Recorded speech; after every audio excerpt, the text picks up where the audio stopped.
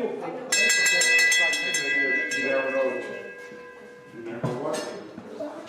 right, we have rung the bell, so. How are you today?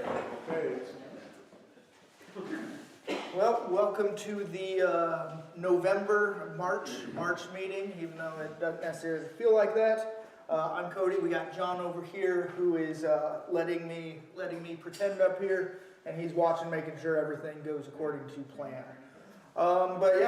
This month we've got a demonstration at the end where we'll be all kind of chasing threads and seeing how that goes. So we'll finish with that. And then we'll just kind of go through what we usually do in terms of news, anything coming up, show and tell, and get on with it. So before we get started, are there any questions, comments that we need to say before we get into things? No? Okay. So one of the things, yes? Go ahead. Here's my report. You want to do that now? Yes. Okay. Yeah, so we'll go ahead and do the...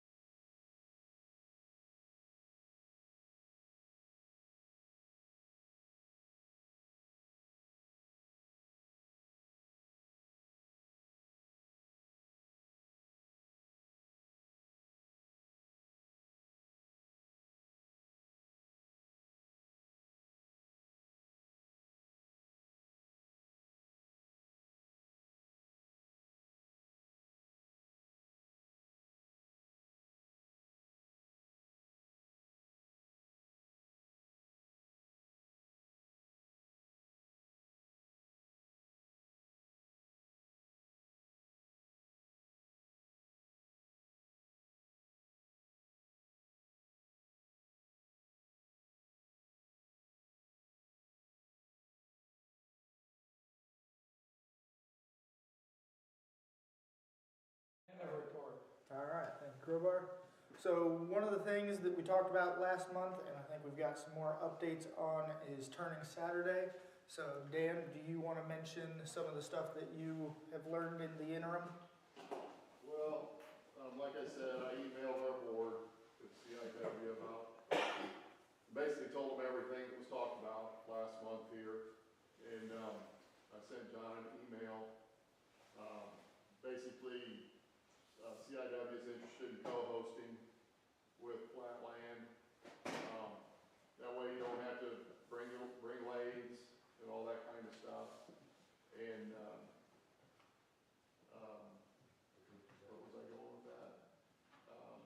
And then, the two clubs work something out to split the proceeds. We probably need to put some sort of committee together between the two clubs. And maybe first off, get the boards to interact, to set down some parameters on how we're going to do things, and then have a committee together to put Turning Saturday on. Yeah. Okay, when is your guys' meetings again? Second Monday. Okay, just because I know that with each of us only having one time a month, I think that'd be good to at least get those, and then maybe next month we can form committees here, you guys form a committee then that, you know, will kind of do the brunt of the planning, that kind of thing? Yeah, we could do that, yeah, Okay. that makes sense, we could put something together. Were they open to having it in September? Yeah, I mean, we did it in September last year. Right. I mean, we were the week after Labor Day weekend, or the week, you know, the Saturday after, so. I think that's a good date, you know, right after Labor Day. It's still nice, people are still out and about, getting around. I know there's a couple people in CIW that help on farms and that, and if you get much later, then they start getting into issues where they can't be there and stuff, so I don't know how that affects, you know, our membership here. I think the second Saturday in September is probably about the best to go. I mean, have to look, you know, at people's calendars and see what's going on. 'Cause Yeah. I don't know, I may have a conflict that weekend, I don't know what that weekend is, but, I'd have to go look, but. Okay, well, that feels like a thing that we can kind of decide soon, and once we discuss details, but I think that sounds good, that we'll discuss at a higher level and then get committees together so that we can jointly get all the details, and still in time for September. Yeah. So, okay, thank you for doing all of that, so that sounds good. No problem, try to do it.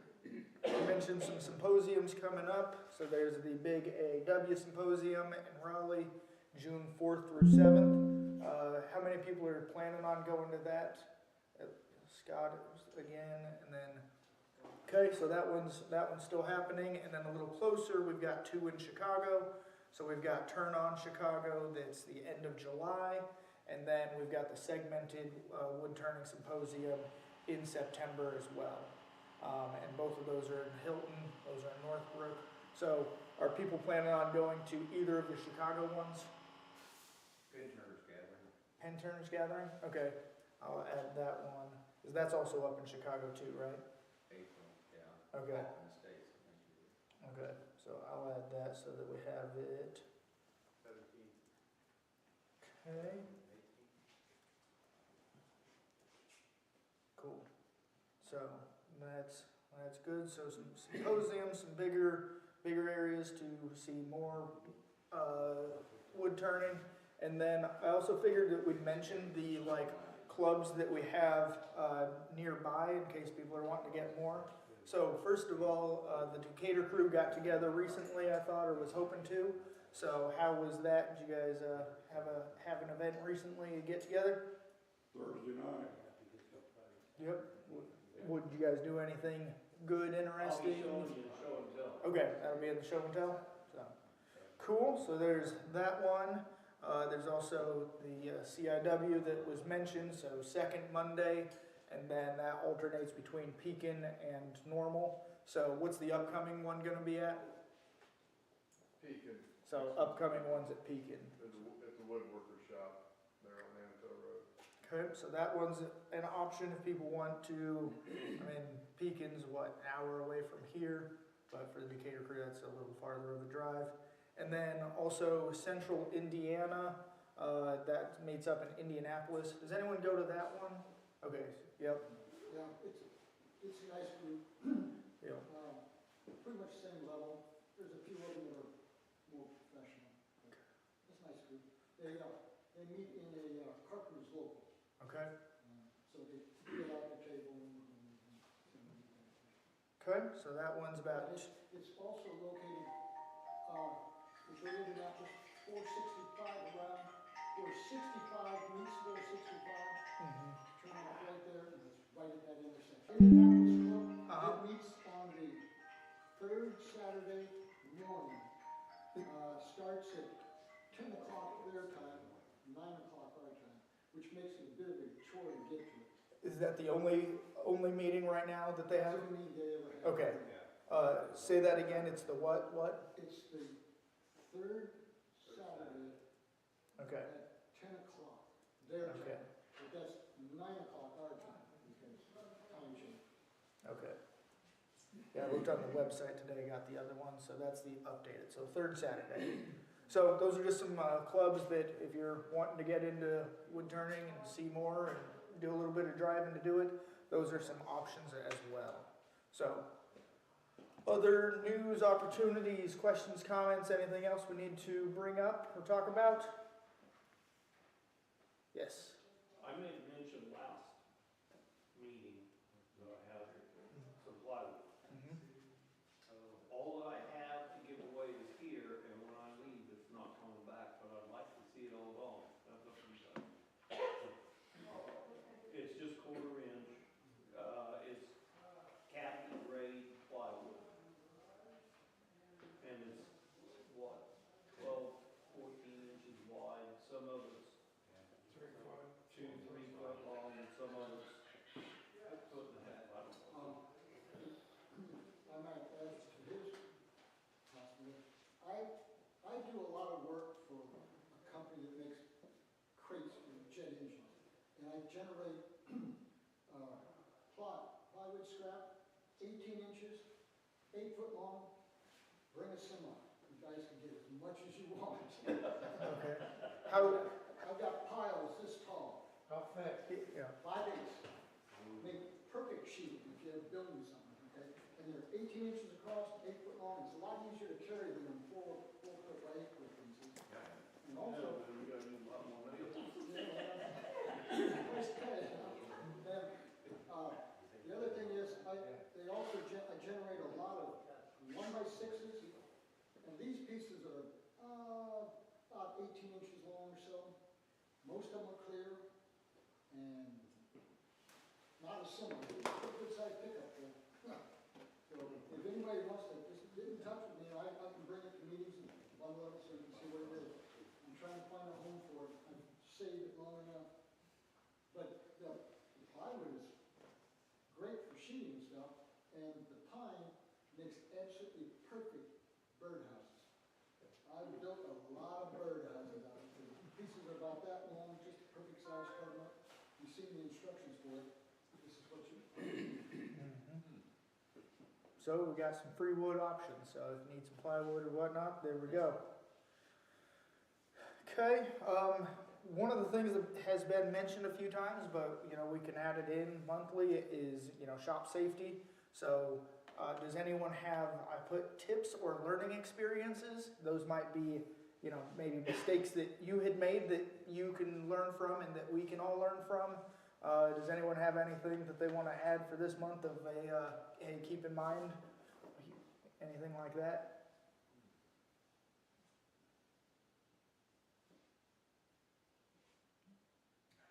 No, nothing. No one has shop safety tips. I mean, I don't use as many, which is partly why I'm like, maybe I should include this. As I was bandsawing through the little fish today, and I'm like, well, this is probably not a great idea. And I recently heard a bandsaw story, but this is what we're doing. So that's kind of why I wanted to include it, just in case someone had hey, I was in the shop and I did this maneuver that was maybe a little squirrely. And here's how I fixed it, or here's how it didn't work, anything like that? Well, I can tell you not to try turning a 10-inch diamond disc on the lathe without it being held securely. Yeah. I was able to stop it though. When it come flying off, I stopped it. There we go. So keep those secured. So yeah, that's all kind of I was looking for there, is if there's anything where it's like, yeah, I'll try not to do that one again. I won't do it again. Yep. So cool. All right. So upcoming demonstrations. I mentioned that tonight we're doing some thread chasing. So we'll watch some YouTube videos first, some quick ones, so that we can hear someone else talking about the techniques. And then we can all try it out on the lathe. I brought some tools that I borrowed from a guy back home, and so we can actually try it out and practice. Next month we've got Scott that's doing his egg toothpick holder, which I believe that he's brought, and we'll talk about that a little bit. May we've got Mike and Jerry doing pen finishes. June we've got crowbar with the ringmaster, and then the rest of the year we have open. So, Does anyone have anything, so I know that Sam had mentioned in the email chain that he would be interested in seeing someone do French style like rolling pins. So has anyone made those, feel confident in, you know, best practices, techniques for that? And if not, no big deal, yes. You say if anybody wants to see it, is that what you're saying? I mean, if you want to see it too, yeah, I mean, like, the more interest we have in it, you know, that's fine. But seeing if there's anyone that feels confident in being the one to demonstrate it and do it. I do want to interject something about our demo. Perfect, yeah. Somebody thought they wanted to see a whole pin turn, so he said he might turn a pin. Okay. And we still do the two different finishes. Okay. Is someone interested? One of them gonna be a French rolling pin? Is someone interested? Someone interested in seeing a PE in Sierra? It'd be hard to write with. That's what it is. Or something. Is anybody interested in seeing a whole pin turn? Why not? Plus one. I see one turn every day. What? I said, I see one turn every day anymore. That's what I want. My wife's turning turns. Yeah. Well, this is what we need to Yeah, just to do pins. yeah. Just finish it. Do it now, let's get the whole thing in. Yeah, I think it'd be just as good to do the whole thing and then finish it off. So, yeah, that sounds good. You wanna do it? Okay. You said you wanted to do it. I can do it. Well, you guys have 2 months to figure it out, so I think you got some time still. I was thinking Paul Woolley could do a rolling pin if he would want to. Okay. Well, so I wrote it down on the long sheet of possible demonstrations, so it is on there. We've still got some time, like I said, I think we're booked up till, you know, through June. So we've got it down there. We'll see if anyone wants to hop in and do it. Are there other thoughts of things people want to see or things that people want to demo that we can fill out the rest of the year?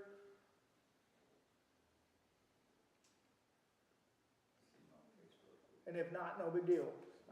We'll see how it goes tonight, but after tonight, we may even have the option of doing a watch someone else do it, you know, watch a quick YouTube video and turn it. I had to leave early last month. How did that demonstration go of the everyone hop up there, play around a little bit, make some shavings? How did that go? I thought it was a pretty good deal.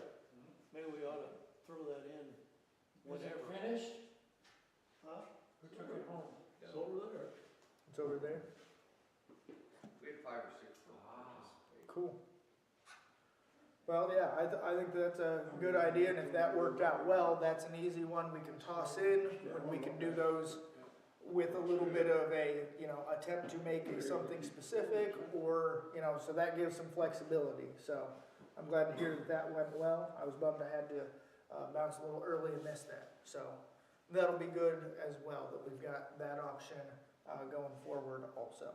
So, cool. Well, I think we're good on that for now, but just kind of keep in mind, you know, if you're in the shop or if you see something in a magazine where you're like, hey, that's pretty neat, or I'd like to see this, keep it in mind, you know, write it down, bring it to the next meeting. You guys have access to the long sheet, so that way you can go ahead and add it, that kind of thing. But we're good through June, so great. For this, yes? Will you be thinking about publishing your spreadsheet there every month? I think it's a better idea than me trying to write and type. I like it. This one here? I like it. I mean, right now, this is, like, it's a working document. Everyone can look at it. You can look at it on your phone right now, and you'll be able to look at it every month. So Where do we access this? I can send it out in another email. So I'll send another email with a link to it and maybe some instructions of how to get to it, that kind of thing. But there is a previous email that has it, but I'll send out another one so it's fresher. Right. But yeah, so just to go over this again, this right now I've got it so that we've got some, you know, demonstration ideas here. You know, it can be add whatever you want. Anyone can just go ahead and add whatever they want to, you know, this column as you come up with ideas.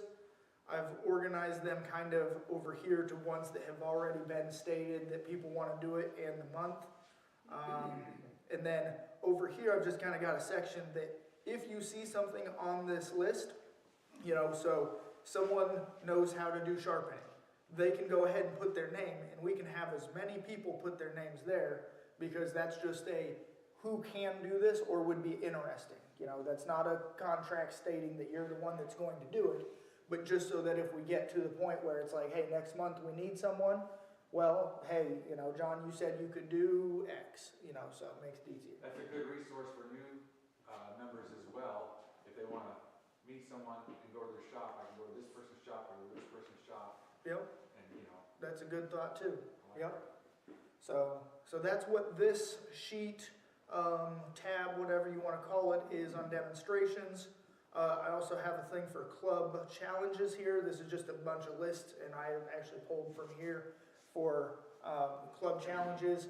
And this can also work as a thing for ideas of demonstrations. You know, hey, how do you do a spiral? You know, there's a spiral over there, how do you do it? This can give a thought if you want to look through it of like, hey, that's a thing I'd like to see. We can, you know, add it to the demonstrations and do it. And then I also added the library books that we have over there as well that you can check out. So that's what's included in this link. Like I said, I'll send out a link to it with a little bit of kind of what we talked about here, just so that way a month from now you can remember what I said. But yeah, are there questions about this? Well, looks good. Thanks. So I mentioned club challenges. So this month's challenge, President's Challenge, was something fishy. So fishing or spring related was the challenge for this month. And then next month, I wanted to do like 3 options, and we can choose. So my thoughts were, we've got Easter coming up, so we could either do an egg or related egg shape. I think that's one we've done in the past. I thought of doing 2 pieces from the same wood. So, you know, you take a log and you cut it in half, you got 2 different pieces. You know, do one from each, bring in both of those, whether they're identical pieces or whether you do something crazy with one that, you know, isn't in the other. That was a thought. Or a piece that you have repaired. I've got a lot of those. I've got some of those too. So those were kind of my 3 thoughts and options. So does anyone have strong opinions of which challenge they think would be more fun or interesting or they'd like to do? Let's see how many egg shapes we can come up with. How many egg shapes we can come up with? Do the egg. So there's a vote for the egg. So do people want to do the egg, or is there something we want to do more than that? I'd vote for that, but some guys may not necessarily like to do eggs. Yeah. All right, well, let's do this. How about we just do a quick raise of hands and just do a quick count and see between the 3 options. You can vote for more than one, I guess. So everyone that would like to do an egg for the challenge next month, go ahead and raise your hand. We got, there's even more comments. 3, 4, 5, 6, 7, 8 eggs. Okay, 2 pieces from the same piece of wood. I don't care what.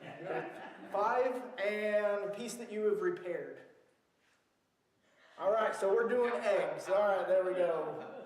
Maybe I won't do 3 options next time. Don't delete those, just put a line through it. Okay, that's a good call. That's a good That's call. what makes it a challenge if you hadn't made an egg. Yeah, We may use those 2 suggestions later on. I like that. So yep, so for next month, we'll be doing an egg, and then for the President's Challenge in 2 months from now, we'll do a lamination of some sort. Whether that be the cut through in the spiral, so that you've got like a bent piece of wood through it, or the Celtic knot, Celtic knot, that's what I was gonna ask. or anything that has, you know, a thin piece of wood glued in. So whether, I mean, it could be even just a thick blank made of all thin pieces, kind of leaving it as open as possible, but lamination of some sort. So that'll be for 2 months from now. We'll remind next month of that as well. But yeah, so those are challenges. Cool. So we get into show and tell. Are there anything else we need to bring up, talk about before show and tell?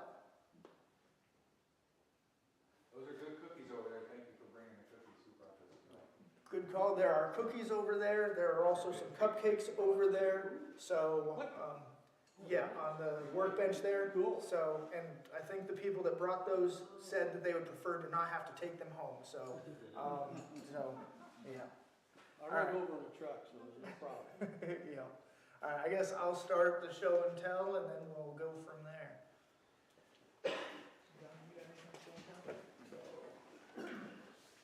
All right, so today I didn't have anything fish or spring related, so I hopped on the lathe real fast and I made an anatomically correct goldfish snack cracker.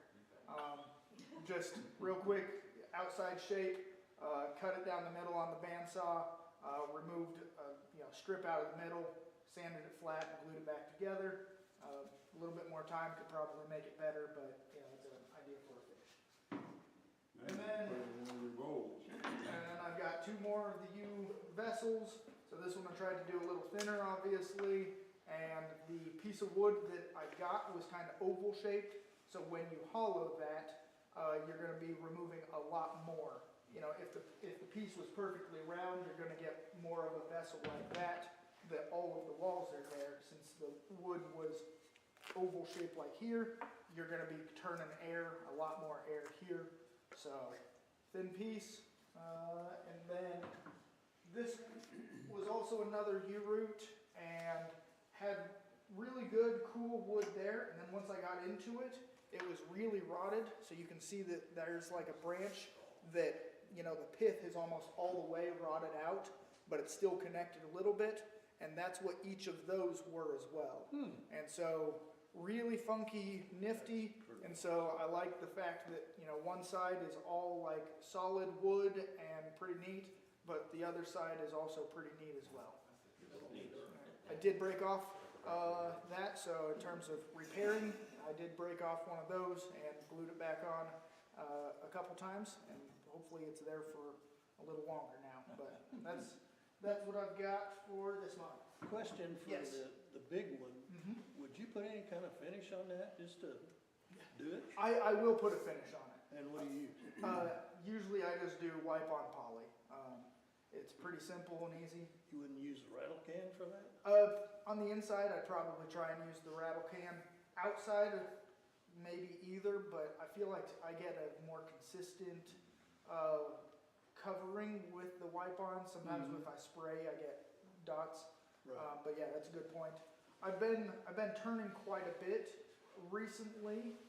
So one bit of news for me, come end of June, we're expecting a girl. And so, Congratulations. thank you. And because I've heard that I will have less free time, I have been in the shop quite a bit. So That's just a rumor, Cody. yeah. We'll see you in 20 years.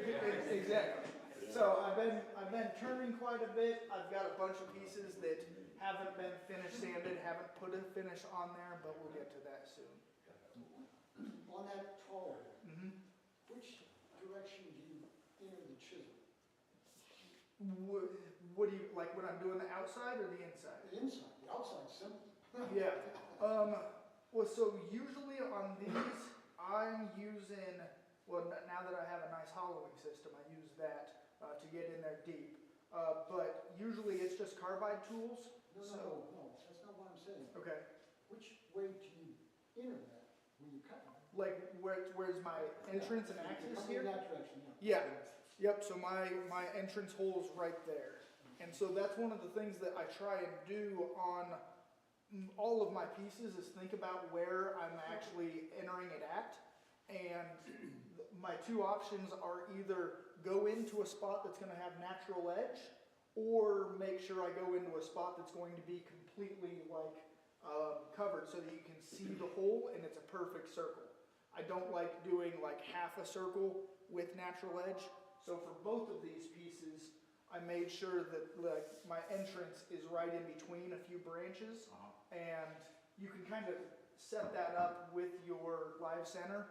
If you can put it in where the live center is deep and like fairly deep in there, now you know that when you turn the outside shape and you start hollowing, like you'll have natural edge around there.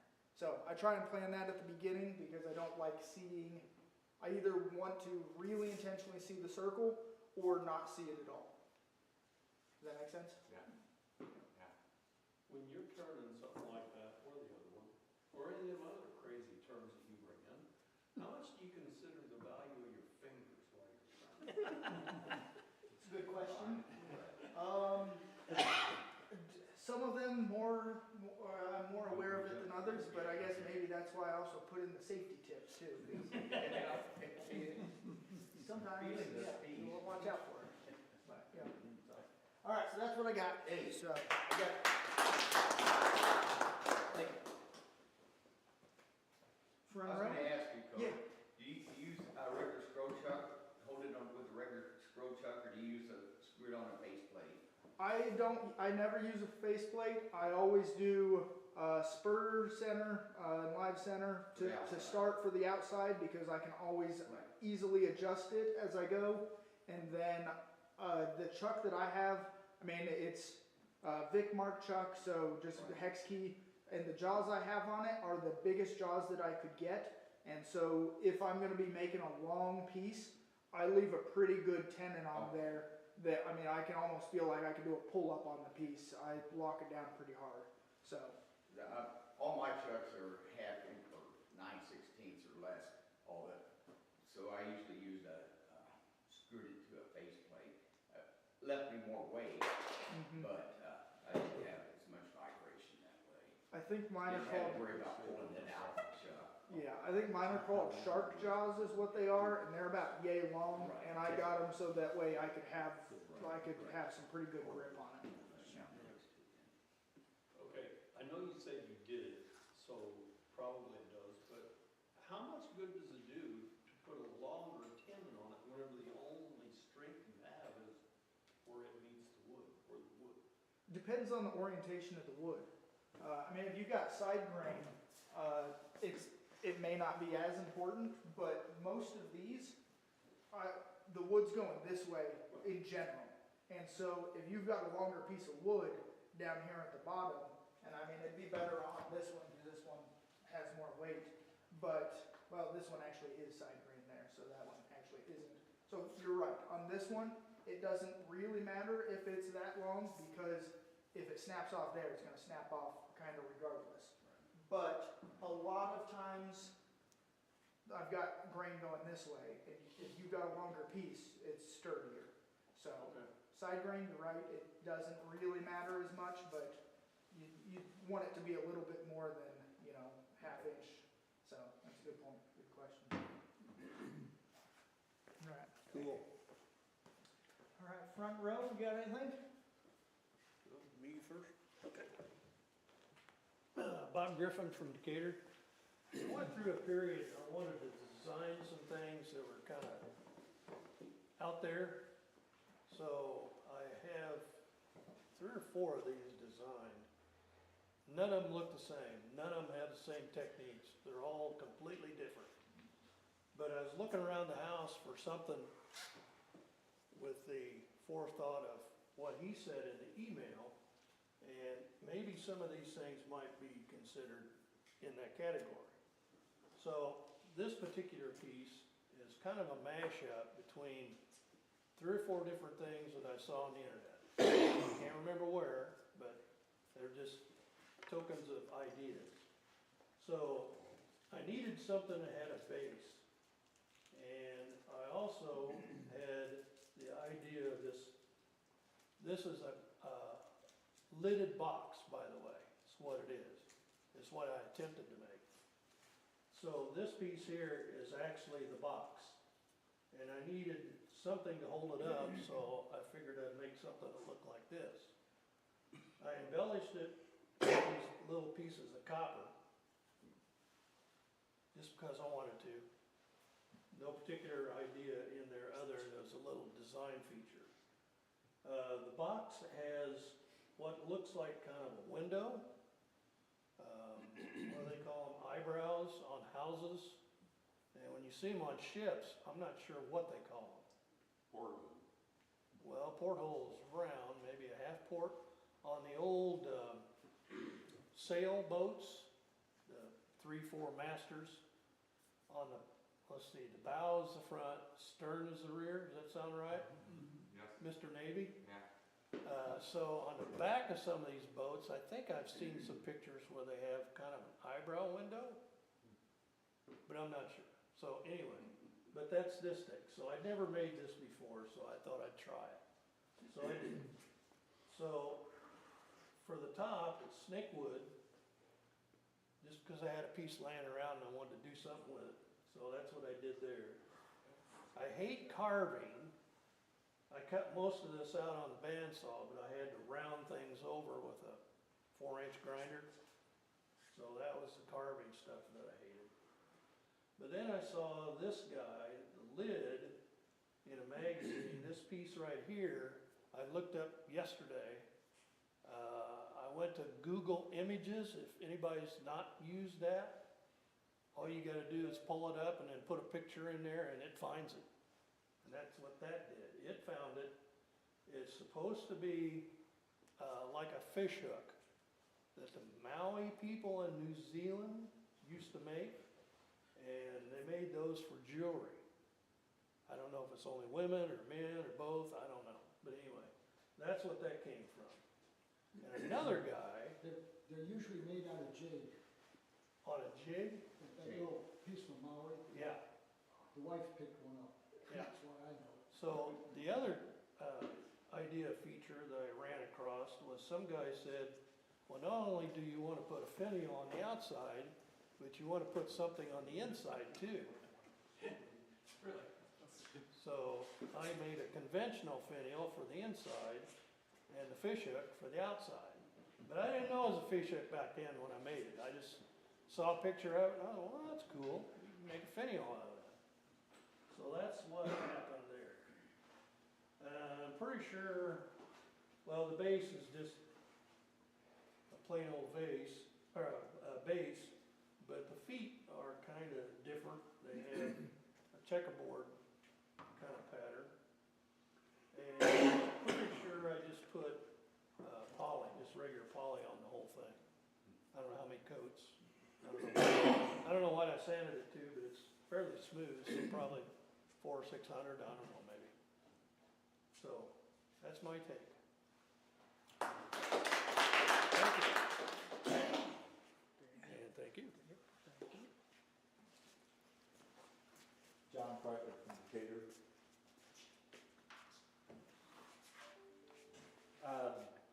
At the turning Saturday, they had, on turning Saturday, there was a guy out there who did wave bowls. Guy from St. Louis Club that did the wave bowls. And I thought it was pretty interesting. So since then, I've made the fixture, the bandsaw fixture for cutting the wave bowls. Bob had made one and he loaned me his to use as a pattern, and it had a whole bunch of videos on making what they called a wizard bandsaw jig for cutting wave bowls. And this is one that I did that has a recessed wave in it.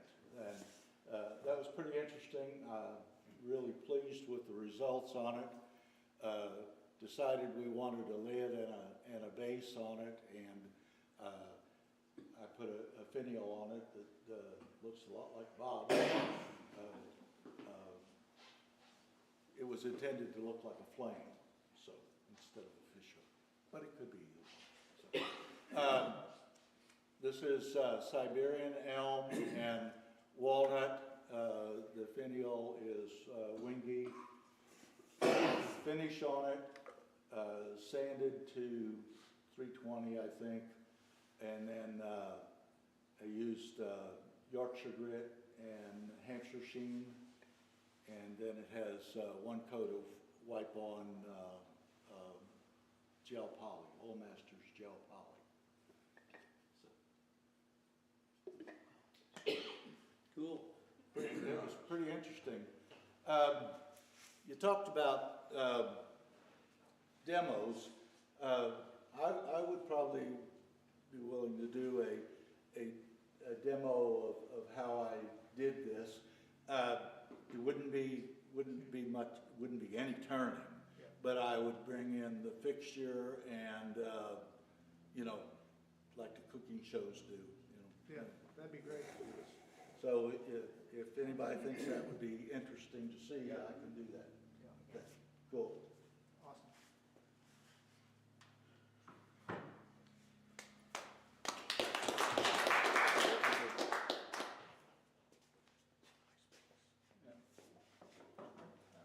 Really happy. I'm Tom Little from Decatur. When I started this lidded bowl, it's my very first one. I designed it so it looked just like Bob's. But this is what I ended up with. You're close. Hey, you did a good job. Yeah. Anyway, this is my first lidded bowl. It's a lot of fun. You know, I can see some things I would do different, but it's part of the learning process. This is my second one. It's probably not as even as good as that one. Then I'm still learning to turn a bowl, a basic bowl. So, a lot of fun. I'm enjoying it. Good job.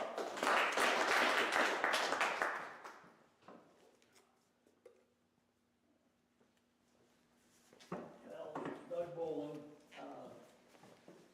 brought in another wig stand, he's donated.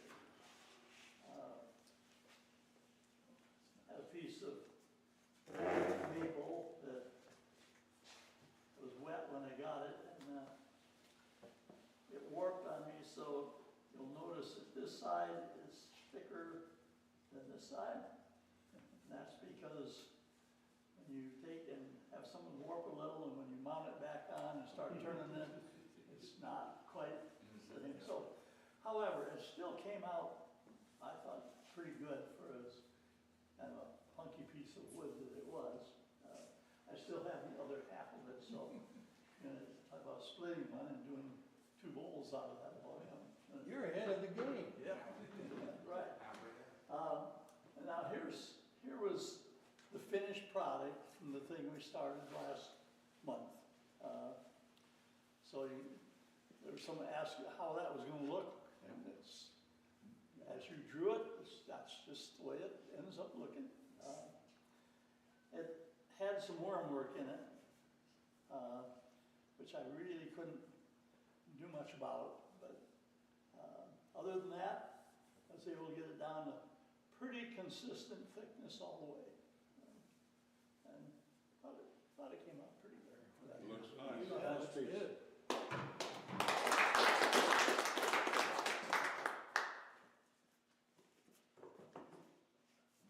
You also Sam Forrest from Mount Zion. This is going to be the bottom of a wig stand. My wife got this cutting board at a garage sale. It was the nastiest piece of wood I ever in my life seen. Can't believe it actually was a cutting board. But I cut the crap off of it and going to make a wig stand out of it. The reason I brought it was I wanted opinions on what type of wood it is, and I believe we decided it's honey locust. And then Paul Woolley called me one day last summer. They were cutting down an ash tree, so I went over and I got some, and this come from an ash tree that Paul Woolley, I think it was his brother-in-law, cut down. And then Roger was throwing this away. He says it's crabapple, and this was the punkiest wood I've ever turned. There's places in there, when you turned it, that pull a hole out through the whole thing. So there's some places it's got wood filler that shows on both sides of it. But it was such a pretty piece of wood, I hated to just see it go in the garbage. So I was able to salvage it to some extent. It's pretty rough. And Turned out good. You should have done that next I final turned it with 80 or 60 grit sandpaper. I never even owned any 60 grit sandpaper till I started this. So I bought some 60 grit so I could keep it. That's one of those repair jobs.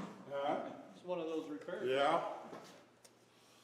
Well, I see all right and see away. It was not fun.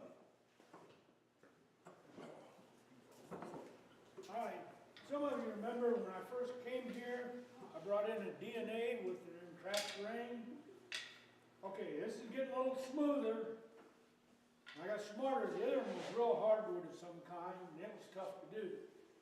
This is white cedar, it's much easier to do. So if you ever do one, go to light wood, don't go the hard stuff. And then this is one piece, the walnut was cut in half, and we made these. I'm trying to learn thin, I'm getting there, but I got a long way to go. That's what I got. Oh, very few from home. Seems like your suggestions is already That's taken off. apparently it's a good idea. This month's challenge. I've got something corny. Yeah, you This is a pepper mill. This is a clip-in pepper mill crush grind from Craft Supply. No. Yeah, Craft Supply. Pop it apart here. It's got no mechanism. You know, a lot of them have the mechanism that you adjust. This one doesn't. So anyway, I made this to look like a corn cob. Little wood burning, it's got a cap. And since I didn't glue it in, it's just, you know, kind of a model. You guys welcome to try that. This is the toothpick holder egg cup demonstration that I'm going to try to do next month. Demonstrate how to make a little toothpick holder that looks like an egg for spring. This is, now, so which one looks the most eggy? Yeah. Now the original one I did looked even more eggy. They just kept getting longer and longer the more I was doing them. And by number 8 and 9, I was like, wow, that is like an ostrich or something. So anyway, next month, demonstration, egg cup holders.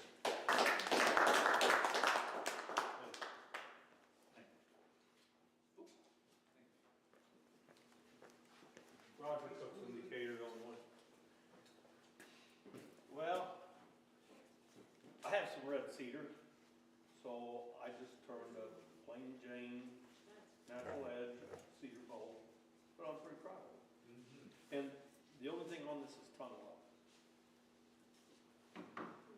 Now, whenever we got together in Decatur Saturday, just to talk, as it turned out, we did put, I'm told this is 1-to-1 or 1-on-1.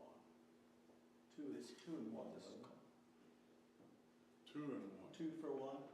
2 for 1, something like that. 2 for 1 bowls. Anyway, this is what we talked about doing, and what this is cedar, and this, no, this is walnut. Wood. No, this is cedar, and this is obviously an Indian blanket pattern, which is walnut, and I believe that's maple, isn't it, John? Okay. And the way you do this is, you see they are the same. So this and this is a board, and this is a board. And you put them on top of each other, tape them so they won't move, make your cut through them, and then put the top one on the bottom and the bottom on top so they're mixed, and glue them together, and then turn a bowl. And there's nothing on these but tongue wall also. And there's 4 of them. One of them sitting on the lathe with a crack, right? Being repaired. But there's 4 of them, and this is the 3rd one of the 4. And that's all I got. They turned out really nice. Roger, when you cut it, What? when you cut it, Yeah. did you cut it on the bandsaw? or- Yes. And I was careful not to cut my hand. Thank you. Hello, I'm Jerry Rhodes. I think everybody knows that. My springy thingy is flowers, corian, some kind of glued up flake board or something, and maple. The loose ring on that one. The vase is Geotong. Is what? Geotong. What's that? Well, it's a wood I bought about 20 years ago that was supposed to get popular with carvers because it carves so easy. And it's a yellow colored wood, and this was made in '06, and it's still kind of yellow. So, I make a lot of birdhouse ornaments. Over the last few years, I've been thinking about making bird feeder ornaments. So I made this one first, and it's way out of proportion. The top and the bottom is way too big for that size tube. I had some old glass tubes from eyedroppers. I thought I would use those, but they were too small, and it was too hard. I couldn't cut them. They would. Anyway, I had trouble. So that was the first one. This was the second one. Wife said she didn't want finials on them, but I like this. Now the cutouts in here, I did that so I could reverse chuck it with a pin chuck, expanded pin chuck in there, and then on some of them I filled the inside. Now later I quit doing that, and I just jam chucked it. This was the first one. No, it wasn't. That was the third one. And that one looks more proportioned, it looks more right. And on the groove on the inside void, I filled it with seed. And then this one was with a bigger tube, and it looks okay. It looks all right to me. Then the last one, I made this one, and it's too big. I got little holes in here. I glued in a couple of seeds in there, so they've been pecking at it. But it's too long, and the top didn't hold on there straight, so it's crooked. So that one's gonna be done with. Where'd you get your glass tubing? It's plastics. Oh, it's plastic. Yeah. Well, I told the wife about my dilemma about that little, with the small tubes, and I told her I need something about 3/8, and so she Googled and found some clear plastic, because I didn't think I'd find clear plastic, but it was. And then these others, that was tubing from, she used some leftovers from what she uses for filling and draining her fish tanks, her dozen aquariums. And the first one, I used the wrong chemical to remove the print that was on here, where they had paint or ink or whatever it was, and I fogged it up, and so then I finally found something that didn't fog it up when I rubbed it on there to get rid of the black. Do you remember what you used? No. I'll have to experiment again. Xylol. You can still get that? Yeah, well, I've had it for a long time. So. Oh, I was gonna say, I think that's outlawed now. It's pretty potent. That's why. I'll sniff this can. Oh, thank you.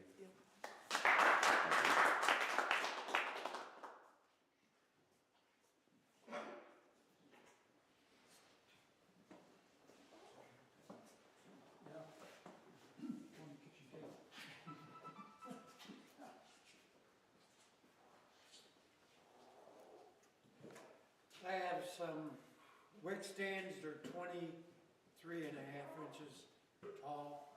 It was requested by the Cancer Center in Springfield, Illinois. They have, I guess the folks that need wigs like the real long haired ones. And these work fine for it. And I was shopping around where I seen some paint and it changes colors.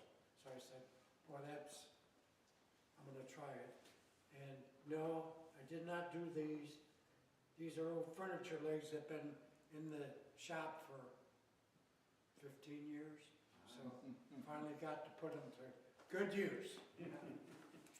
Anyway. So how many coats of paint you gonna be able to? That is one coat. There's a little story behind that. And you need to use a black base on it. That's per the person I talked to about it. I know nothing about it. My first time I've done that. So, and they have other colors too. And this is called color shift, Rust-Oleum. And I got that at Walmart. Oh, wow. And they make what, 5, 6 different colors? Yeah. Blue, green, red. I think there's a brownish, Yeah. bronze, copper color. Anyway, I sprayed it, and you really gotta be careful when you spray it. You have to be back a little more, further back than usually if you're spraying. And you can see on the bottom, there might be a little overspray.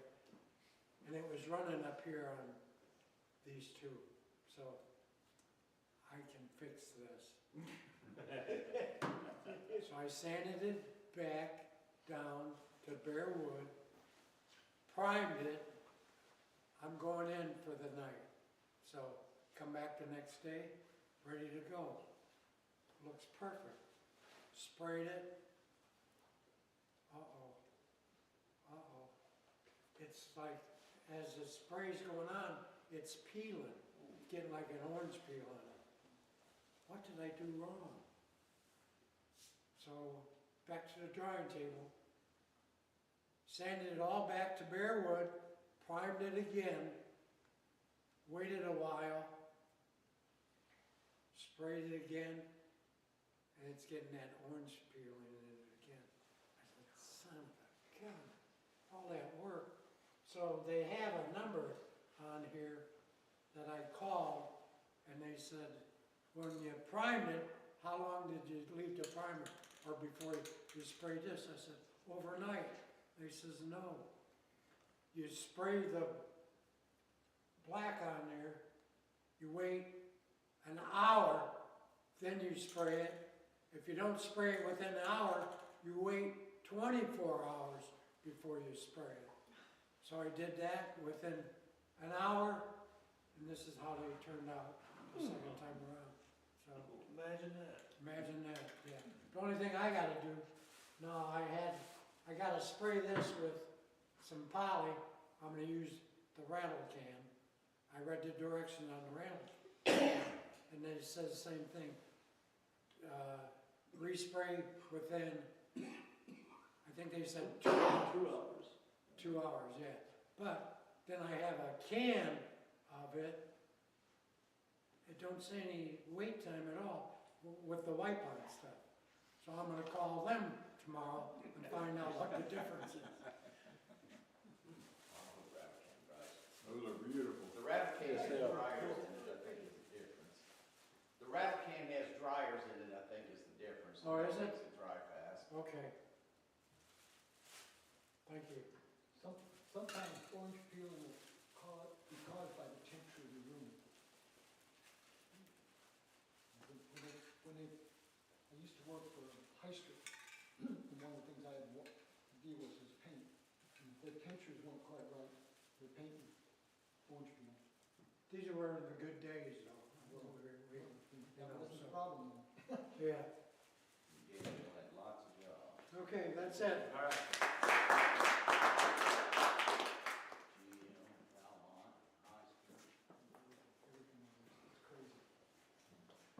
Anyone else? You gonna show what you were gonna bring, or you just gonna bring it next month? Well, it's sitting on the kitchen table. All right. So we'll wait for next month to see it. Hold it up, honey.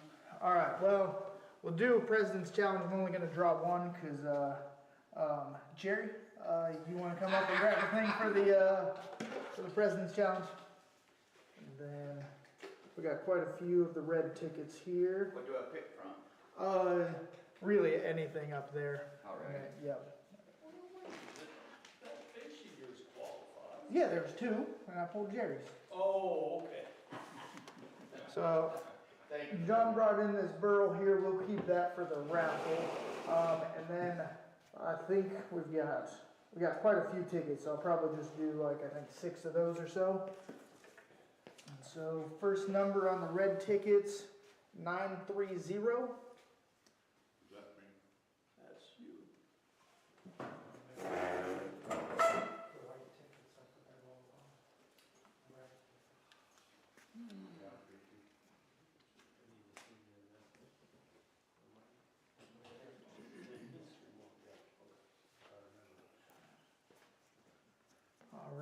Next number, we've got 934. Bingo.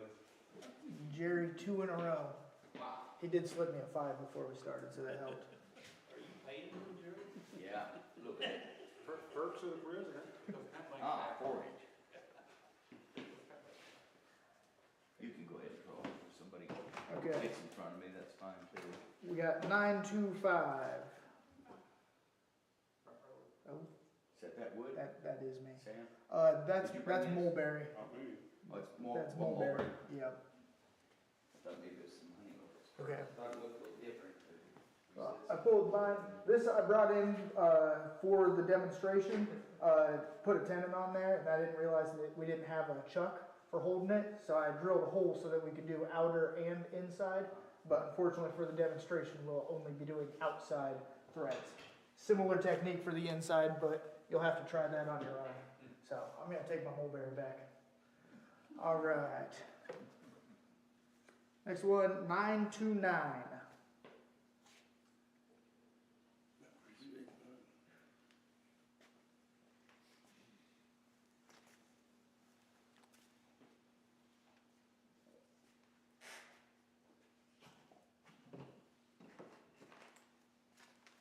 All right, 2 more, so 926.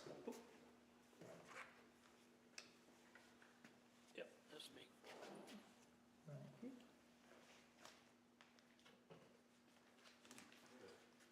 And the last one, 935.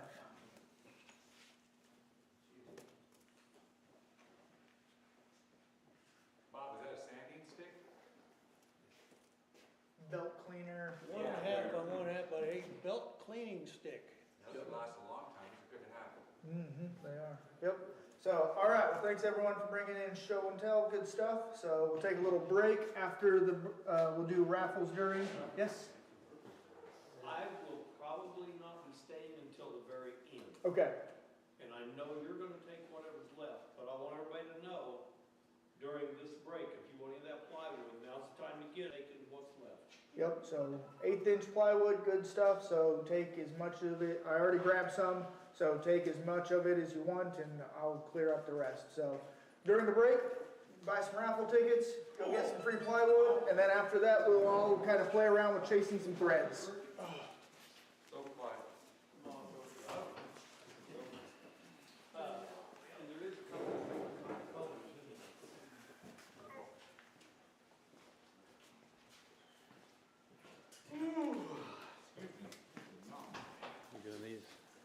Yeah. Yep. Thanks. Thank you. The red one's got the price numbers on it. Just 200 thread first. Right.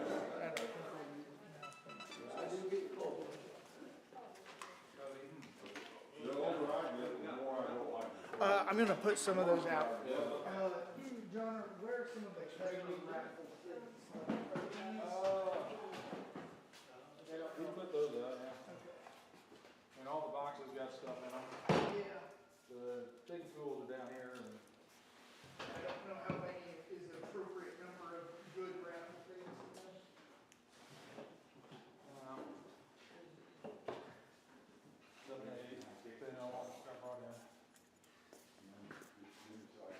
just grab whatever you feel. Okay? Isn't it? It's beautiful. All good to me. This stuff is hard. You Yeah. don't know what that is. Oh, it, I yeah. do not know what that is. John ought to get it in March, so. Oh, yeah. Is it just for marking, I guess? Yep. Marking is anything? What surprises me is you can't see the saw cuts on your side. I mean, if you look hard enough, everyone, you know, you can kind of see them. Tool. I mean, Yeah, you gotta know you're looking for them.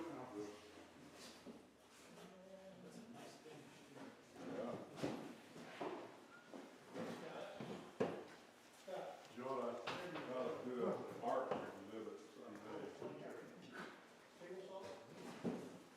And Corey's the same way.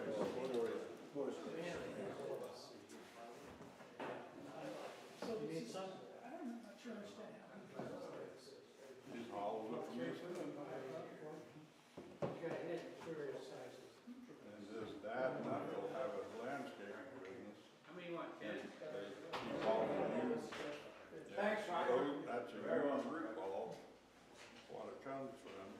129 piece.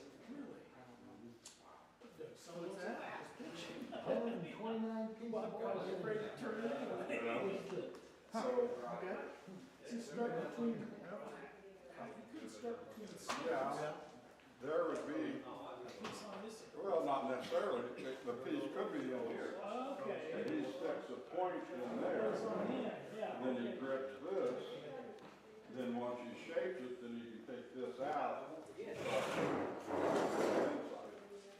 he's only turning to a half inch, probably a 3/4 to 1 inch hole till he opens it up. Your direction will be in black. I mean, you can kind of decide how Is big that the where the pool kid is. You can get a force measure. If you Right. Supposed to wipe through this. Right. What's his wife's name? Try to pull up a picture of what it looks like when it starts. Oh, yeah, I'd like to see that. When I first put it on the line. Yeah, how about it? Well, so this one, you can kind of see where the spurs, so I put my tag on He's up, that it's side. turned And then over 20,000 here, RPM. you can see the branches extend past it, so that's how I know that, like, when I turn it around, I hollow from where the spur drive is, which is inside of where the branches are. Yeah, what's the white? That's just like some Delron. I don't, I put a tenon on that. Oh, I don't oh, like okay. taking my chuck off. Like, I see. the amount of time it takes to take the chuck off, I put it on there, I leave it. So I've got a thing Yesterday to was put my one of spur his drive birthday, into. and I think he turned. So that way all I have to do is 80. loosen it up. It saves 5 minutes, but to me, that. Do you have any idea it's gonna turn out like this when you start? or- Yes and no. Let me see if I got some more. He's done dozens. That's the bad part about it. I just got a big chunk, that's honey locust, I just got 2 big chunks of it, Yeah. both crops. I beg you, Honey locust is a pretty wood. I didn't know what it looked like, all I knew is the crotches and they always got nice patterns. Yeah, they do. Yep. This I haven't brought in, haven't finished, but this is kind of as it starts. But you can see that I've got that center way inside. And so on this one, I put my tenon there, and that's where I'm gonna hollow from. And I know that everything above it's gonna be there. So you were kind of asking where I hollow from as well. So you turn your tenon here first? On this one, yep, I put my tenon there, and I'd probably be half inch to a quarter inch minimum, especially on this long of a piece. And Then do you do your hollowing then? yeah, Turn the outside, when do you turn the outside? hollow, outside, I would do the flop side, when you need to, because it's easy to say, you know, if I wanna, right now, I know that everything that's around there is going to be so you can see here, That's what crowbar is.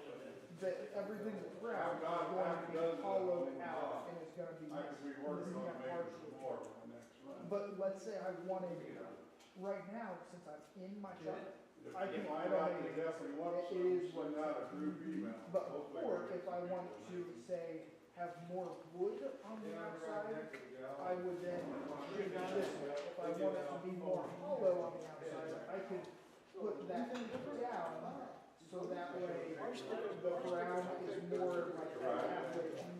Then it'll be half wood, half hay. John, how you feeling? Piece of wood up here. Holy cow. I can do that now. Wow. Green is that? So I'll do my outside, I'll get first rail shape I like, maybe I'll make, minute adjustments. And then I'll put my tenon on. And then I'll grab onto it with chuck. And then I'll do the outside again. Because then when I, Ballet.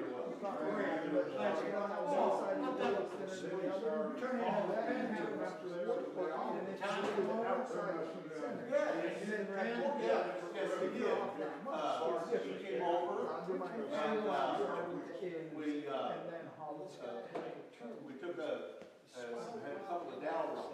Tape is just trying to stabilize those. yeah, because you can see that those are two branches, those aren't connected, and so when you follow all of that out, The size, those, that's not connected. you know what we're doing. See, that's just there. So when you get to this side, Shoot out the way. and if I made it thinner, that might come Keep the pencil rolling.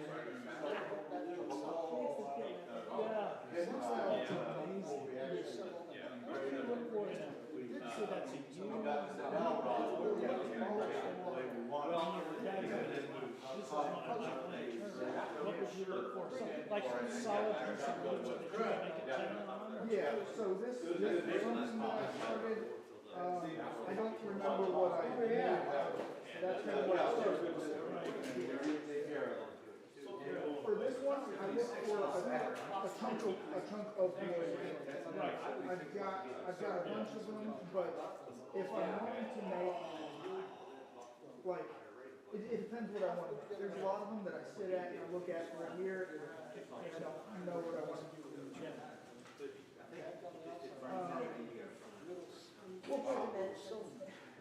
Like you can make anything out of it. Like you can apply any of those shapes or anything up there to this piece of wood. So it doesn't really matter what you want to make. But the things that I try and look for is if, and I haven't finished yet, I don't know what I'm going to do with it. But I did want to have half of it exposed. So I looked for a piece of wood that had enough wood here and enough wood kind of on the outside, but was missing a bunch of wood, which would then give me a house. So this one I chose because I could put my center in and have like long on one side. Like I did choose everything about this piece like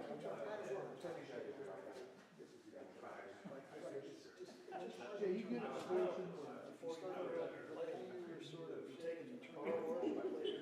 I usually, my process is they dry for a while, just sitting out, and they're sitting for a year. Knock them together, get a lot of it off. Ship out as much as I can with like an all screwdriver. Pressure washer, I'm trying to do a big batch of a lot of them at the same time and regular pressure washer. And then that still doesn't even get all the way to the crack, so go back with the ball. And then from there, a lot of times I'll take a chainsaw and lop off the limbs until I got a lot of it. Sometimes I lop off limbs that later I will be like, I wish I had that piece of, and then after that, I get it on the lathe and I still work with my tools. So you're turning shirts and Yeah, and yep, so hopefully, like, I've gotten better that if I'm turning, and all of a sudden I'm like, man, I'm having a struggle. Stop it, find the rock, the nail, everything's in there. Chip it out. A lot of people are concerned about Sharpen the rock. I think so. I'm not sure. Anymore on the outsides, I'm using actual, like, a few tools. I think I was doing steel, but I found that, maybe it's just often, and we should have done that sooner. Inside, still do easy wood, maybe the hollowing system, like I bought one off of Sam, that's not the elbow.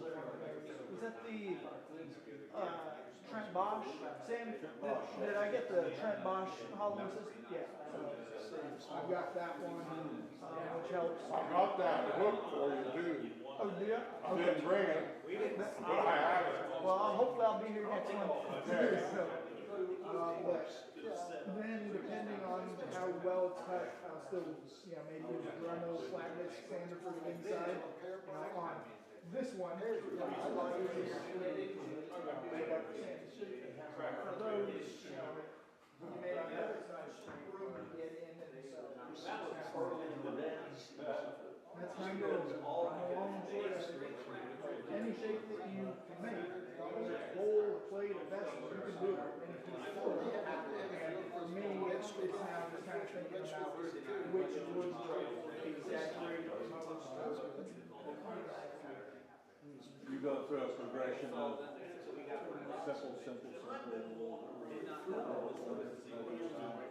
jump right in. A lot of times I'm like, all right, I did one, it's fine, so I should be good.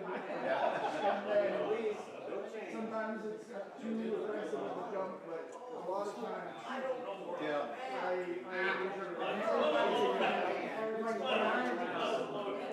As long as you're by yourself in your shop. That's right. Wouldn't want to do it in public, but. No, that's why no one's ever seen me turn at a demonstration. I don't know about this is how I do it, you don't actually see all of the four-letter words and all of the information. There's less of those. Let's go over tickets. Everybody got your tickets?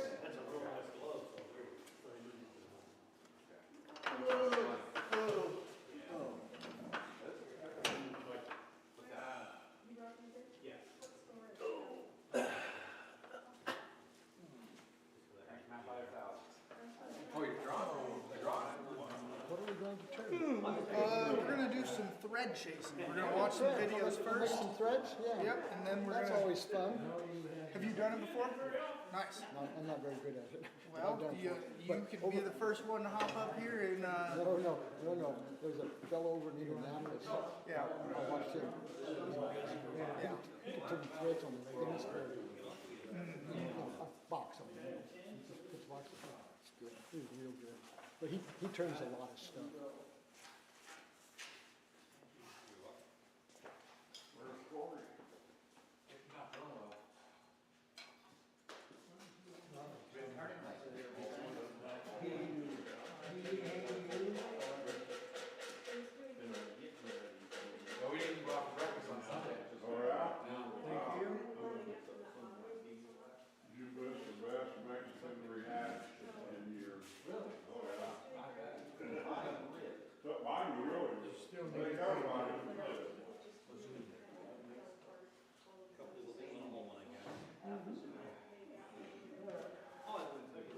Everybody got your tickets?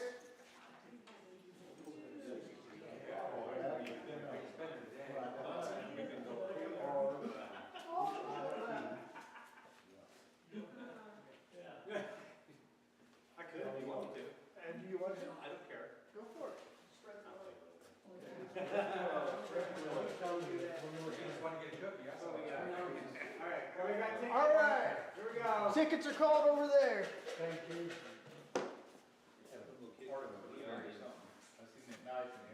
Six, five, nine. Hey, 659. 659. Up here on the table, we got some burl. Nice. I needed these just like a week ago. Well, you got them now. 674. Thank you. Yeah, I need some pliers like that. We're gonna need a dishwasher. Lucky Tom.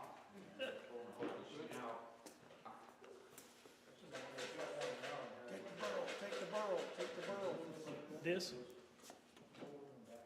No? Whatever you wanna do, man. That'd make a nice, that'd make a hell of a bowl. Is this part of a? Yep. Okay. Go for it. Yeah, you got a winner there.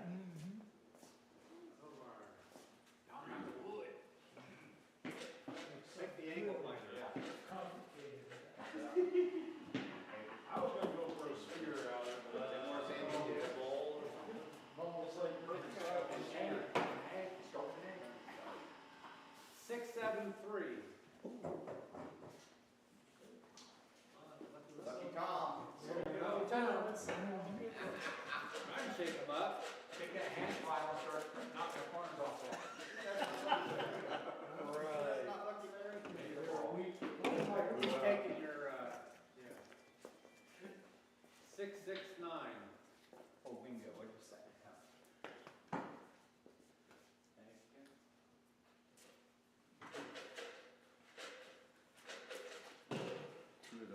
Two of those, two of these now. It's good to have duplicates there. 663.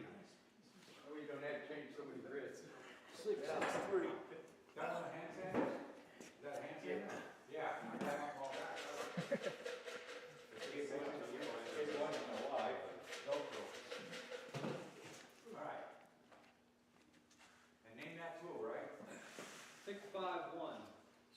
need metal. I don't need it, I got like 5 of those. I'm a carpenter by trade. He's got all the angles.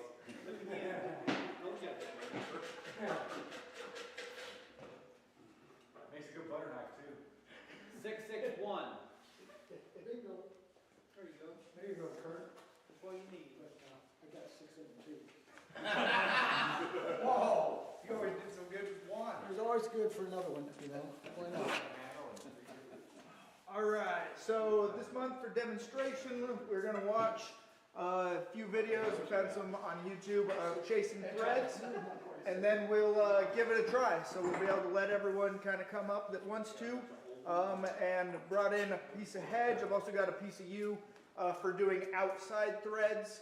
Like I said, you need a chuck to do inside threads. We've got the tool here, but the technique's largely the same, but you won't have a chance to practice here. So we'll see if this works, and hopefully we can all hear it, but we'll watch this video. I got 2 of them. There's others out there, especially longer ones, but this one seemed decent, and then we'll make sure we can hear it, and don't hear it yet, so just a second. John may need your troubleshooting. I'm not positive.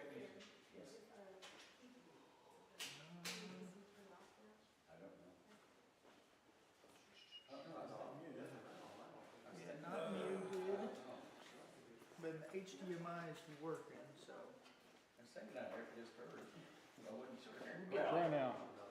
Hi, I'm Ernie Conover, and this month I would like to show you an ancient technique that will allow you to make screw threads in wood. It can be done in any wood lathe with a set of tools called chasers. This is an inside chaser, and this is an outside chaser. And with these, we're going to make today a small box with a lid that screws on.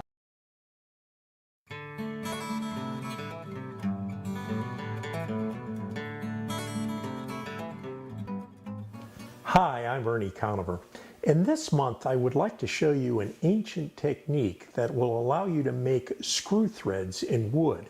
It can be done in any wood lathe with a set of tools called chasers. This is an inside chaser, and this is an outside chaser. And with these, we're going to make today a small box with a lid that screws on and keeps the contents safe and sound. Let's look at how we do this. I have chucked our blank in a jam chuck and turned the rough outside shape of our box and parted the body from the lid.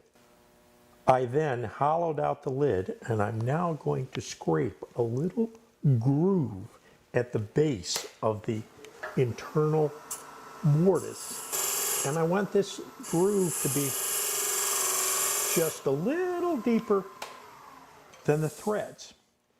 And this will allow me to get my chaser in and out without ramming it against the bottom of this mortise and ruining my thread.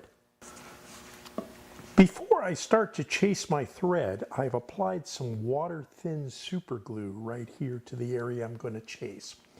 This is dogwood, which is a favorable wood for threading, but a little super glue is great insurance that that thread isn't going to crumble on you. If you have one, an armrest makes the application of the chaser for this inside thread much easier. If you don't, use the rest in the normal way. I'm going to make my lathe go very slow for this job, and I touch down and I sort of push forward. I'm not using a lot of pressure.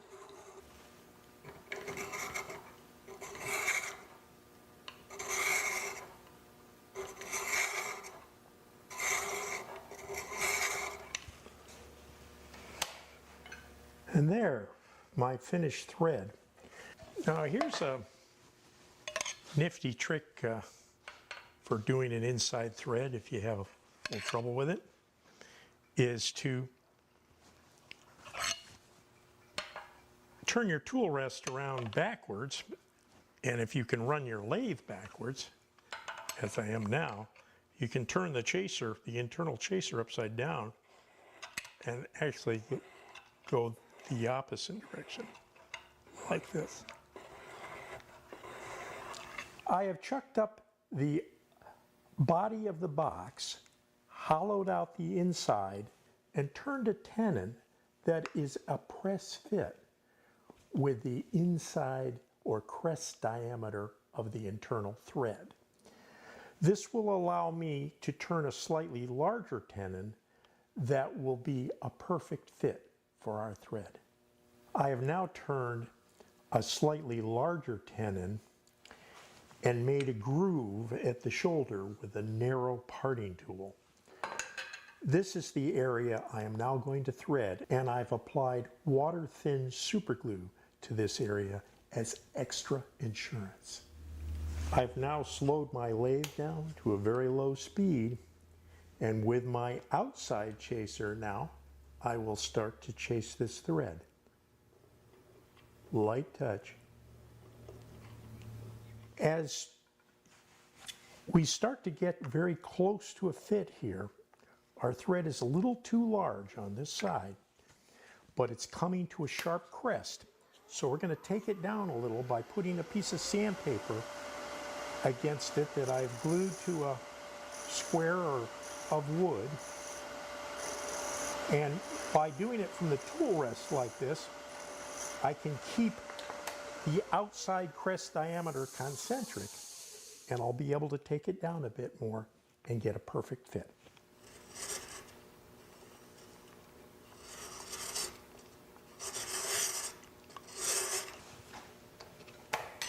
There. We're just about down to a perfect fit. Yeah, there we go. Now we'll just turn the outside of the box to our desired shape, and we'll be all finished. And there we have our finished threads and a box that will keep things nice and secure for ages to come. More, Mike Mahoney.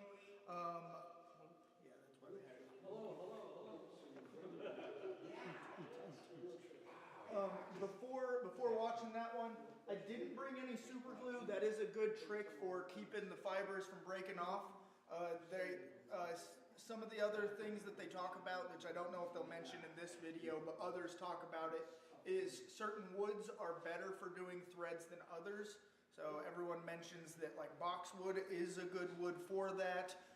Lignum. Rosewood is real good too. Rosewood, lignum vitae, however you say it. Just hard-grained, tight-grained woods.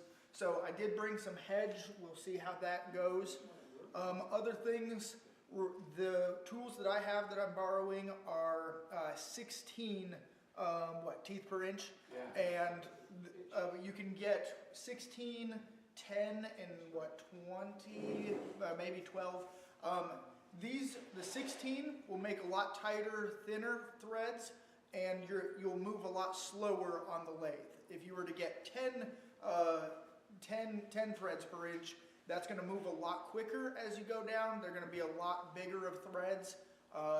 One of the videos I was watching was saying that those look more industrial, so for like ornate boxes, lids, urn kind of things, they were looking for the like 16s around there, maybe like a 12 or so, but they were saying 10 was maybe a little bit too big industrial looking. But those will be kind of heavier duty, stronger threads. We'll be making pretty thin ones, so there may be some tear out. So the other side of the coin with 10 and 12, coarser thread, shorter turn time. The older tools, which are 16s to 22s, I think I have a set of 16s, are thin and take a lot longer to put the top on. Gotcha. So that's 16 turns. Yeah. Yeah. So no, good. That's a difference in that. Absolutely, and I appreciate the other insights. So we'll watch this one with Mike Mahoney, and then we'll see if there's any other tips, because I mean, people here played with it before, and then we can get to trying it. So.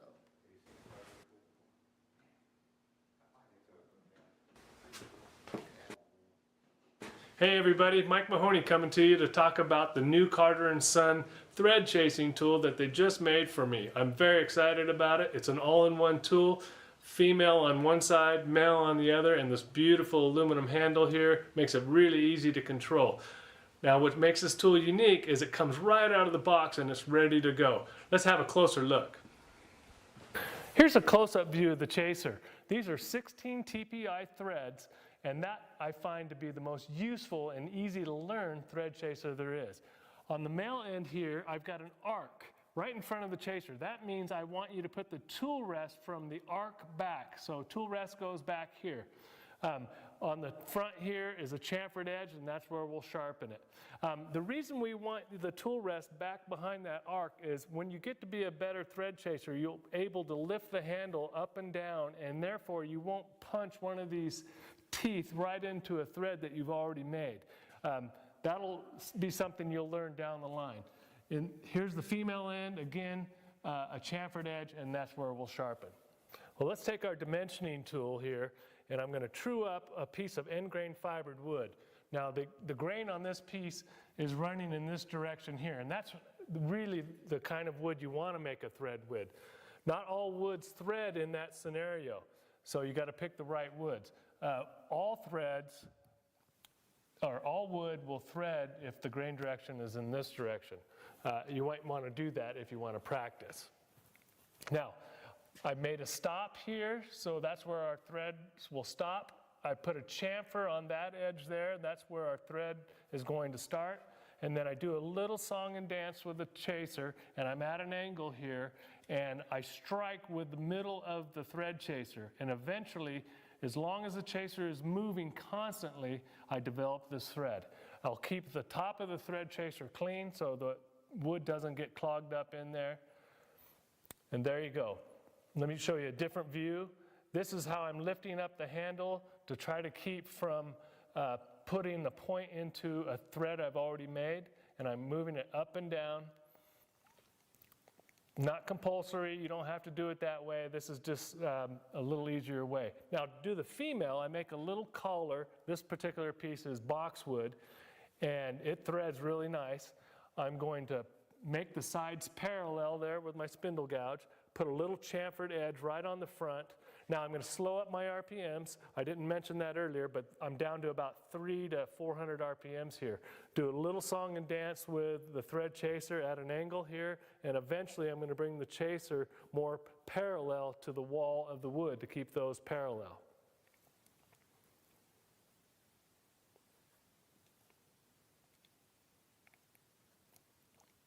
Now keep the chaser horizontal as well. You don't want to let that get angled up or down because you'll change the pitch. And the thread is done as soon as it looks like the inside of the chaser. Let me show you how to sharpen this. I take a little bit of 320 grit sandpaper, put it right on my lathe bed, and then take the chamfered edge and just scrape it off, and I've got a nice fresh surface there for more thread chasing.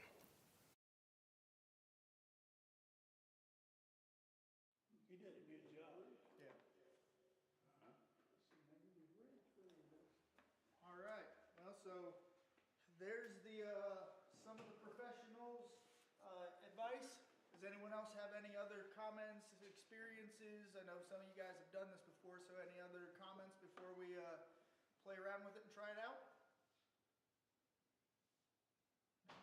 All right. Well, so I brought in a piece of heads, like I said.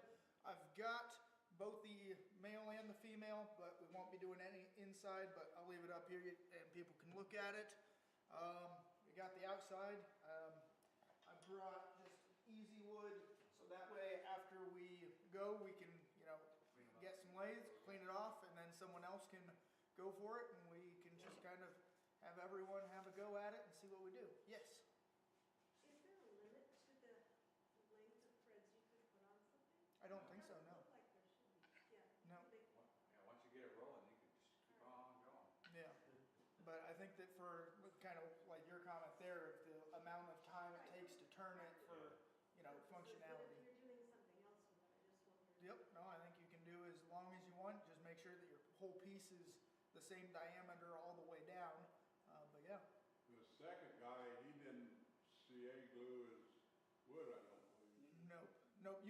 can make them without, but I think that it makes it stronger. You know, wood hardener would do a similar kind of thing, but just to give a little bit of extra strength and stability.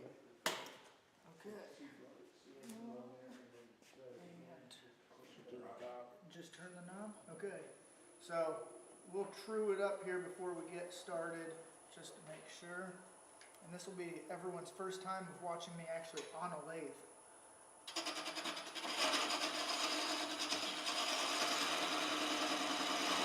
That should be enough.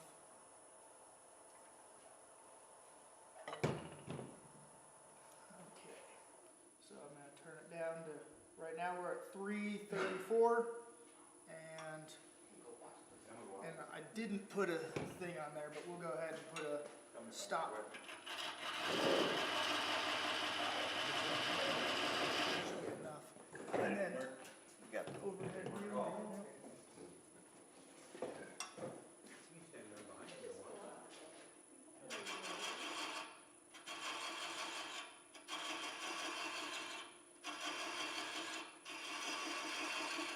So I'll stop it and we can look at how bad of a job I've done so far. But there were a lot of times where I was going in and I wasn't in the right spot. But so some spots there's a little bit of, you know, a thread there, but a lot of cross threading. So we'll keep playing, and you can kind of just keep going deeper if you don't get it. That felt a lot better.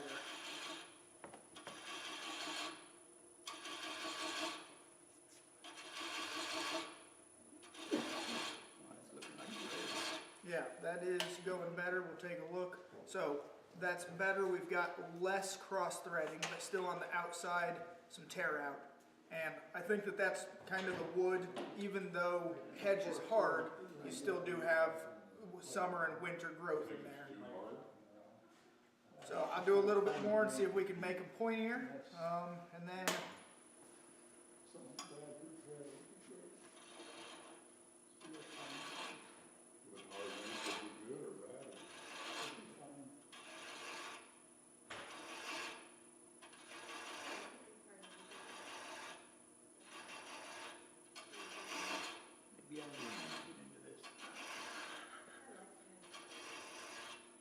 so that was feeling pretty good. I'm not pushing, or I'm not pulling it too much. I'm pushing in a little bit, but more so pushing in once I can feel it start to pull and pull me down. Then I can add a little bit of force because I'm now in some of those grooves. So that was feeling more consistent. The top, you know, I think those feel fine. So you guys can come look at it. And I'm going to set the tool down, and whoever wants to go next can give it a whirl. And I don't know if it would help to try and feel it with threads that are already started, so you can feel what the pull does, and then clear it off and try it yourself. I don't know. We've got a lot of wood to work with, and we got as much time as we need. Jerry, are those threads deep enough? They look very deep, do they? Well, I've never done it. I've never done it either. Never even. The threads can watched only be videos. as deep as the thread on the tool. Yeah. Yeah, Sam, I would say that once you get them to a point on the outside, that's good. So I would say those need to be deeper. I think you picked it up real good right there. It went pretty good, didn't it? Yeah. Once it's established, it's easier for it to pull.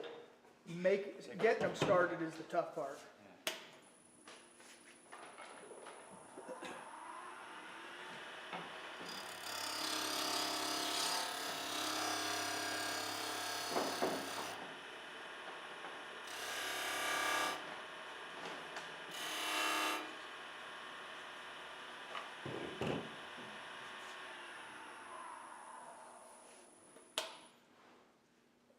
That's pretty rough. Not quite round. And if you need to move things and where it's easy to reach, Jerry, I just set things down a little. I was looking for a gouge. Well, I don't know if there's some in here.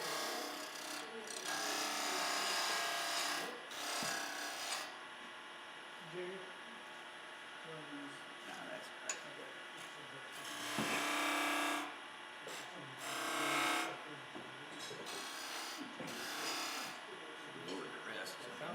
properly.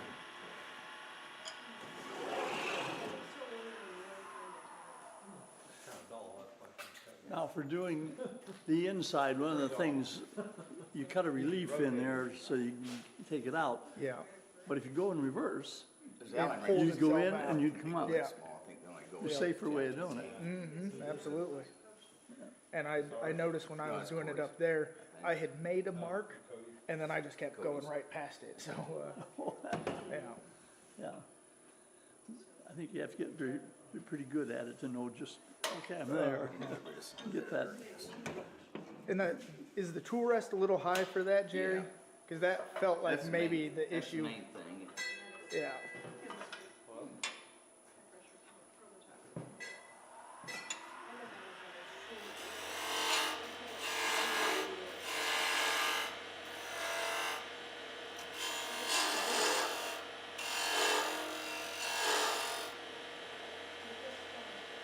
I don't like it. I like the cup centers instead of just a single point. Oh, yeah. That's pretty fast for me turning, and especially without a cup.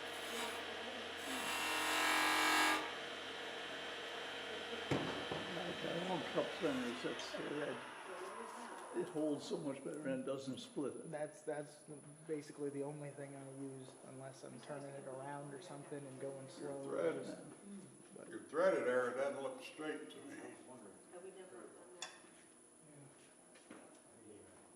Camera may distorting. The camera may be distorting the view. Yeah.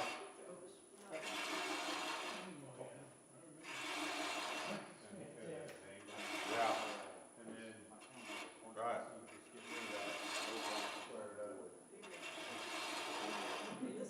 So you're coming in at an angle, walking it over. Yeah, I think I'm just making rings. As long as they work. I'm just making rings. Yeah, so you gotta kind of let it pull itself down. I might have been too high. One more try, guys.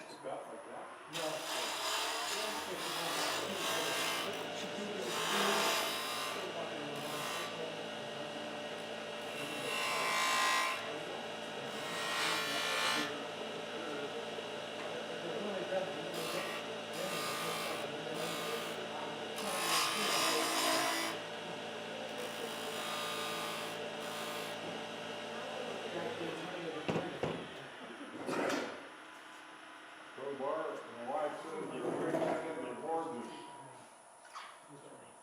The ring stand. Really nice. Well, after I seen some of your engraving and painting, one of the guys I know just fell in love with it. Yeah. Look, she does a good job. She does a good job.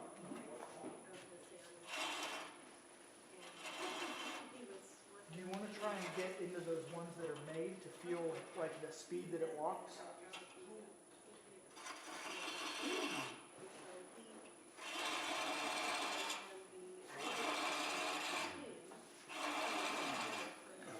Somebody else's turn. That's all right.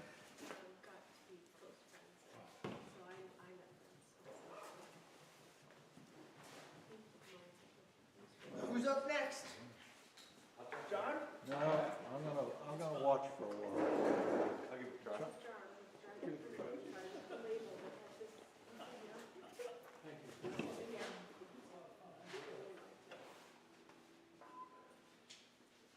see.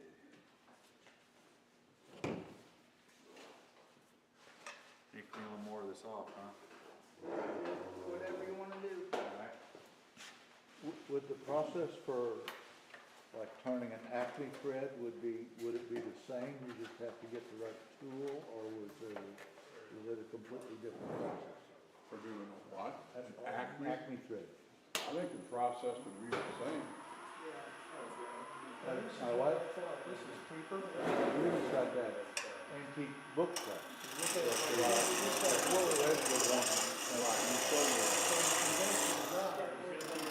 They're like, tap and down.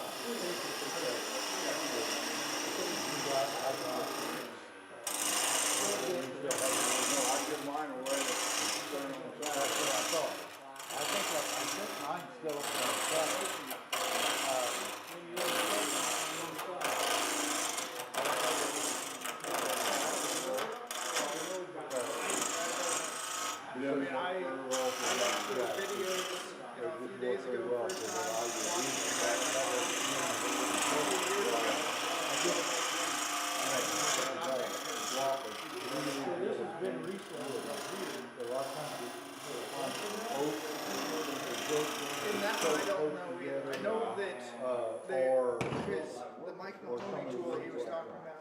real dense with, wings. The Mike Mahoney tool that he was talking about is talking that, you know, he's got that curve in there to get it out. And that's what some of the other versions that people have made have, is so that way you can get it out, so that way once you get to a point, it doesn't catch.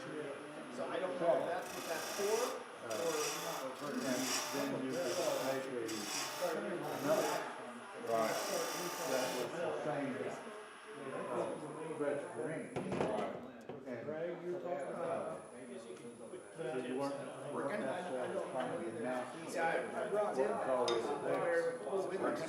I don't know. we had quite a bit of vibration. I didn't realize. I know they sell these thread chasers in different sizes. I would say they probably have an active thread out there. They just did the quick, Amazon search. Raise your hand. But, Yeah. Robert. More.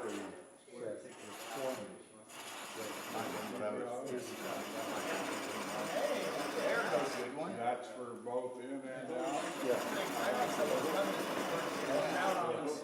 Prior machinist. No, it was just not like this. I mean, I had You know what I mean? The tool that I did you drop it down grab- to 300. Yeah, 330. I don't know. You know, Sam Angelo, the Wyoming Woodturner, he had, I think they moved it, closer to the wine building. Hey, Bob. And then. Kind of rough. I went that last I cut feel might like have that been last too deep. one, yeah. Too deep. Before that. Mike Warren Googled that silo, and Menards has it. They still sell it. Cool. Well, that was on video. I took There's a lot of stuff. Where's that block? Yeah, Yeah, and then when I plunged in extra deep just to see what would happen. Let's clean them up again to see what happens. If I just put it I was right. thinking you don't put the do it this way, you don't put the CA glue on till the end, your last. Yeah, and do a cleanup cut. Yeah. I think Raise your that's a hand, better I think that idea. might be a lot of it.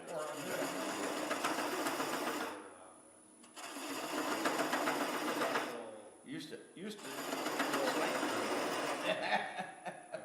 I think the RPM is key to it too. Think I was going too slow? I'm not sure. Well, I think that Vicky's point where if it's already past the depth, that your triangle, your cutout thread triangles are just gonna hit everything, break and pull. So, yeah, try and stop it right before you get to a full triangle, basically. I think mine are a little shallow. I think each species, you have to have a different RPM too, maybe. Punch card, you let them know. See, I stopped my movement right here, tore up all those threads. But those are nice. That's pretty darn cool. they must have had a long visit soon to get home till 7:27. That was fun. I'll give it to someone else. Yeah, that's about when the ringer went off to let Zeke and Zoe out.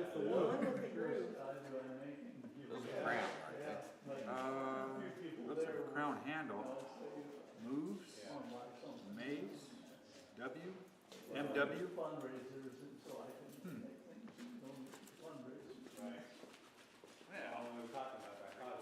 Yeah, this one says Maze and Warwick. Yeah, something like that. Oh, they're not a match set?